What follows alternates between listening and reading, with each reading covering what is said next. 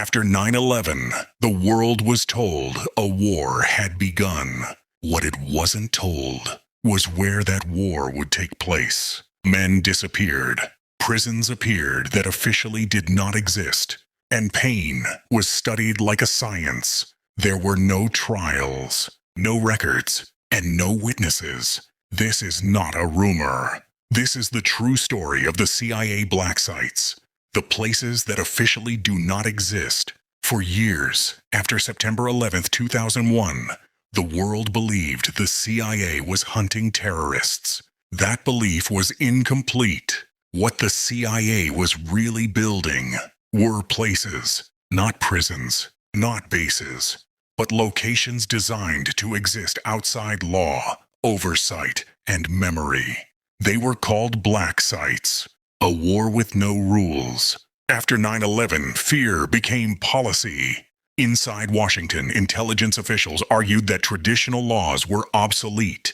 This was a new kind of enemy, a new kind of war, and it required new methods. One phrase appeared repeatedly in classified meetings. The gloves are coming off. The birth of the black sites. The CIA needed locations where U.S. law did not apply. Courts had no jurisdiction. Red Cross had no access. And detainees officially did not exist.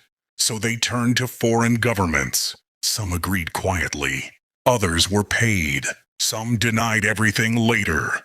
The locations were scattered across Eastern Europe, the Middle East, Southeast Asia. On paper, they were warehouses, military facilities, or empty compounds. In reality, they were human laboratories. The first prisoners, men, were captured across the world. Some were high-value targets. Others were suspects, informants, or simply in the wrong place at the wrong time. They were hooded, shackled, drugged, then flown on unmarked planes. No charges, no lawyers, no families notified. This process had a name: extraordinary rendition. The experiment. Nobody called an experiment. Officially, the CIA claimed these sites were for interrogation. But internally, something else was happening. Psychologists were involved, not to heal, to design suffering. Two contracted psychologists were tasked with answering one question: how far can a human mind be pushed without killing the body? This was not theory. It was tested, repeatedly. Enhanced interrogation. The term was carefully chosen. Not torture, not abuse. Enhanced interrogation techniques. Methods included sleep deprivation, lasting days, stress positions, extreme cold, sensory deprivation, and waterboarding. Each method was documented, timed, adjusted. This was not interrogation. It was optimization. The first death. In one black site, a detainee was left chained to the floor in freezing temperatures.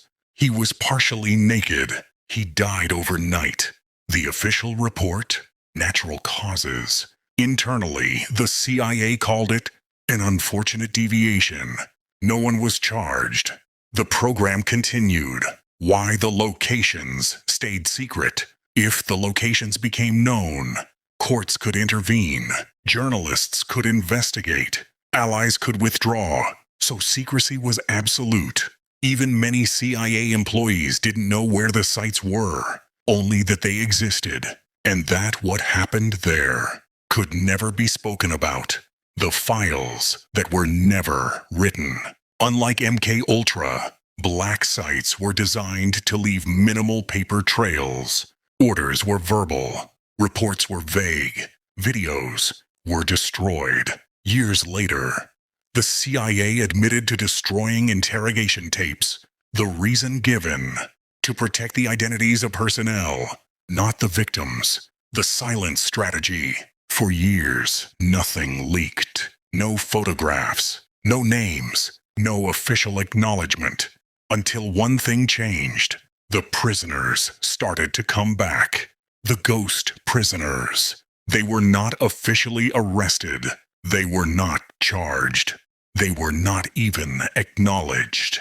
Inside the system, they were called ghost detainees, people without names. When a detainee arrived at a black site, the first thing taken was not clothing.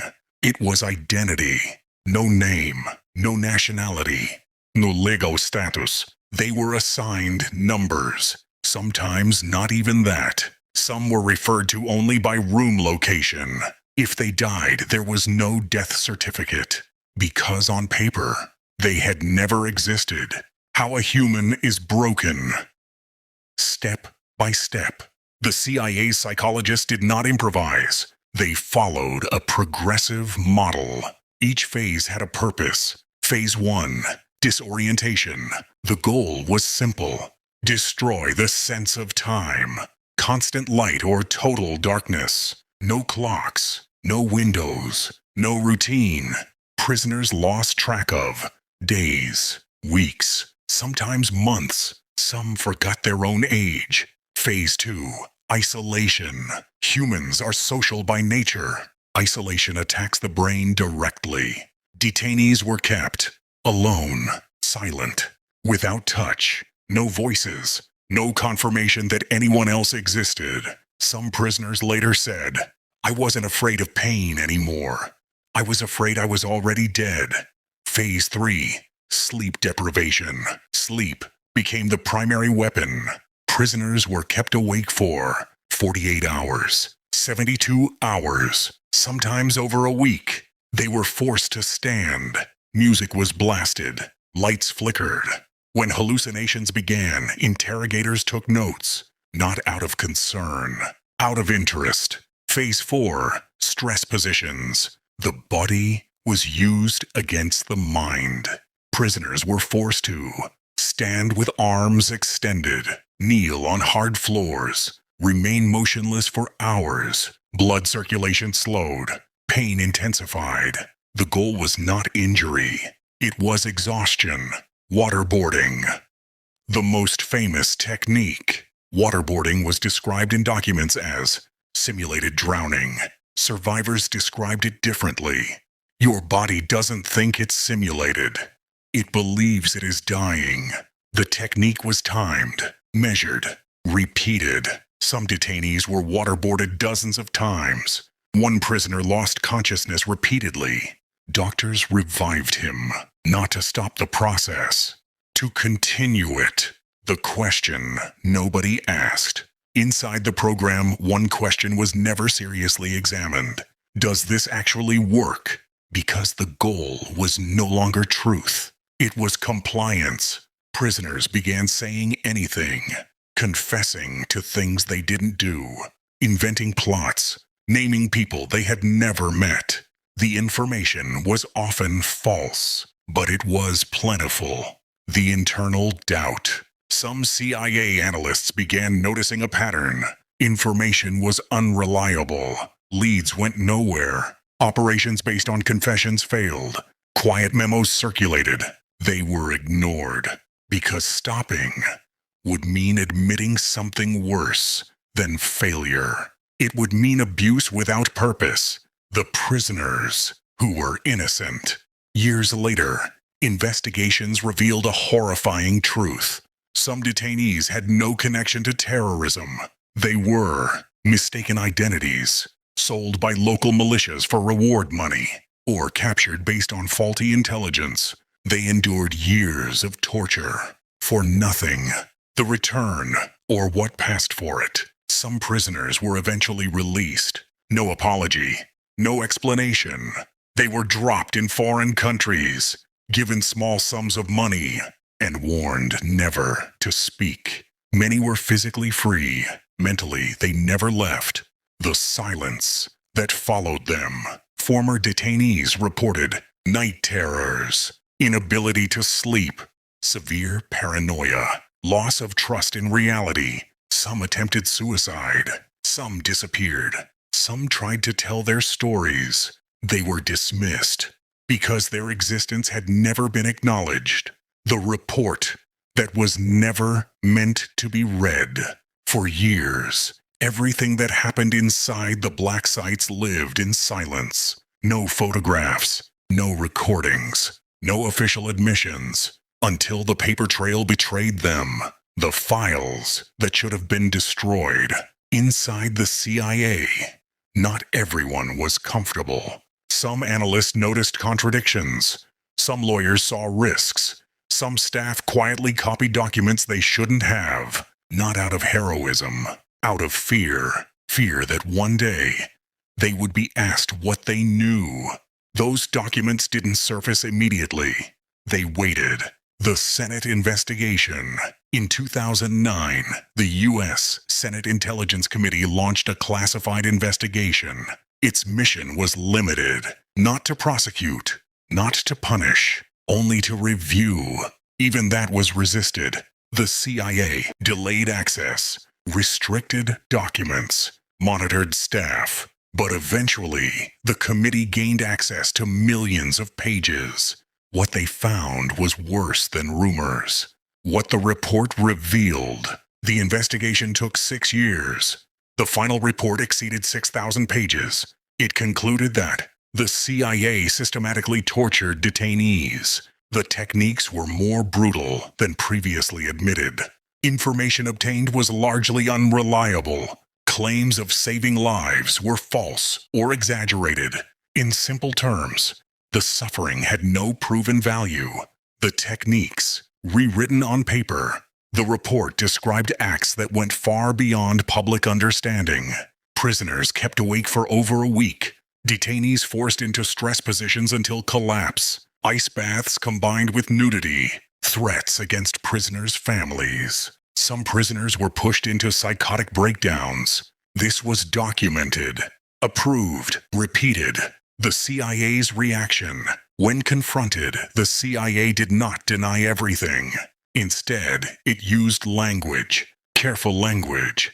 They said, mistakes were made. The program was flawed. Standards were different at the time. No one said crime. No one said torture. The videos that disappeared. One of the most damaging revelations concerned interrogation videos. The CIA admitted it had recorded interrogations, then admitted it had destroyed the tapes. Why?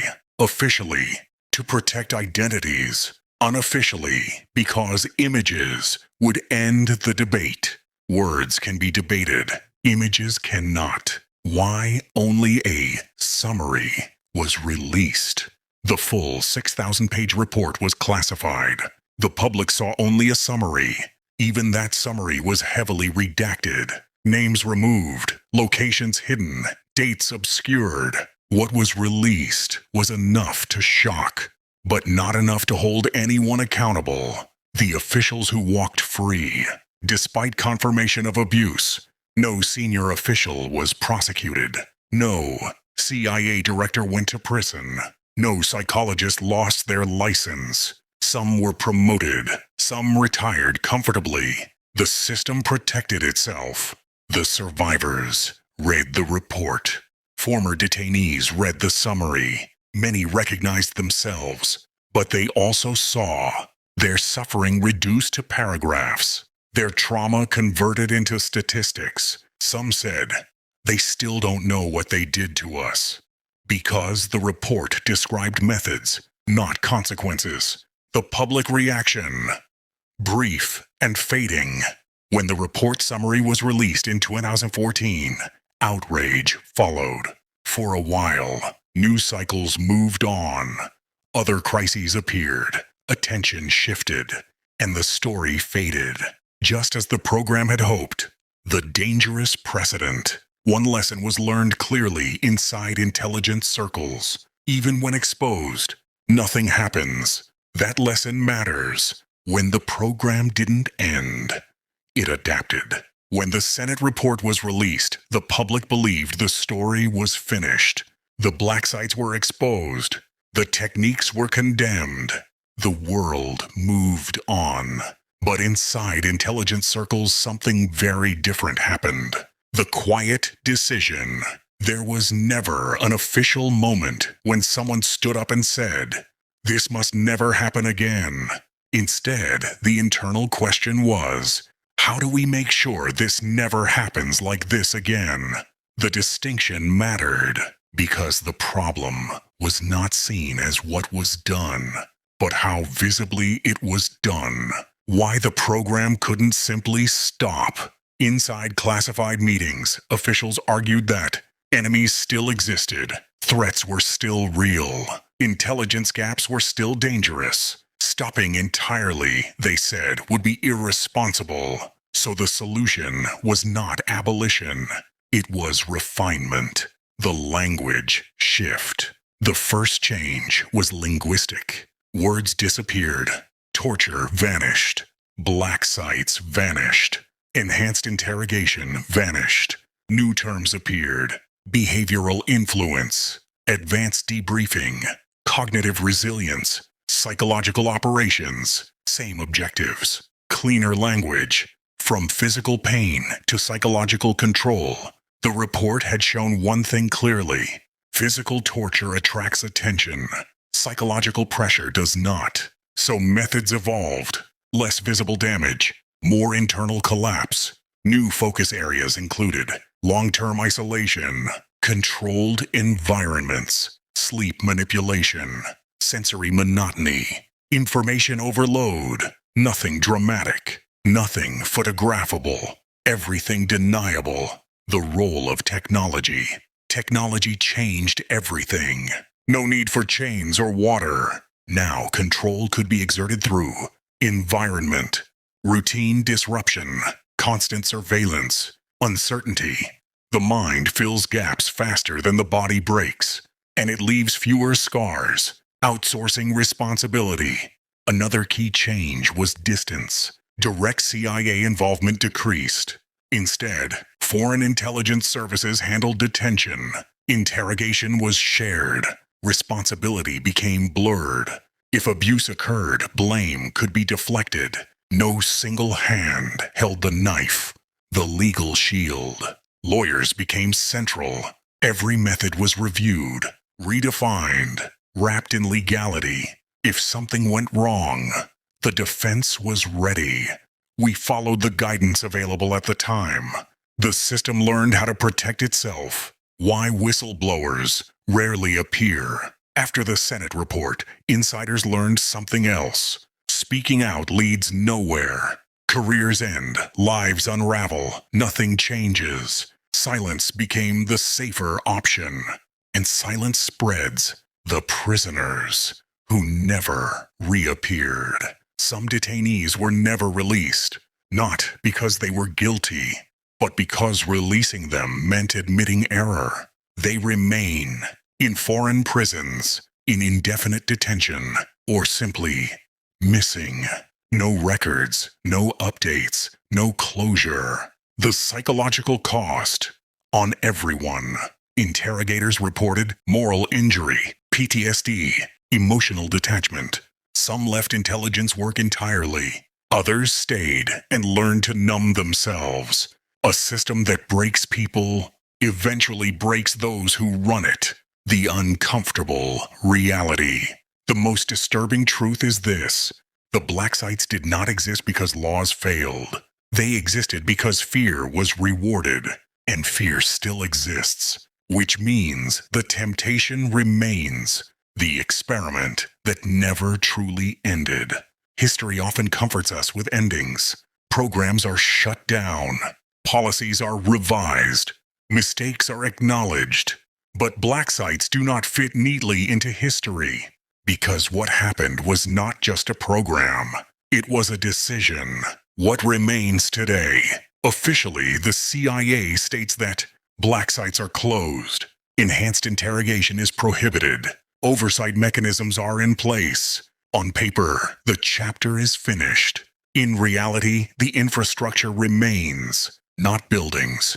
Mindsets. Why there was no justice. The absence of accountability was not accidental. Trials would have required naming victims, naming perpetrators, admitting crimes under international law. That would have meant legal consequences, diplomatic fallout, a precedent no government wanted. So accountability was replaced with ambiguity. No one fully guilty, no one fully innocent. Everyone protected. The victims who live in the aftermath. Former detainees describe a shared condition. Not fear, not anger, but something deeper. Dislocation. They say, time feels unreal. Trust feels dangerous. Identity feels fractured. Some never sleep in darkness. Some avoid silence. Some avoid mirrors. They were released, but they were never returned. The cost that was never calculated.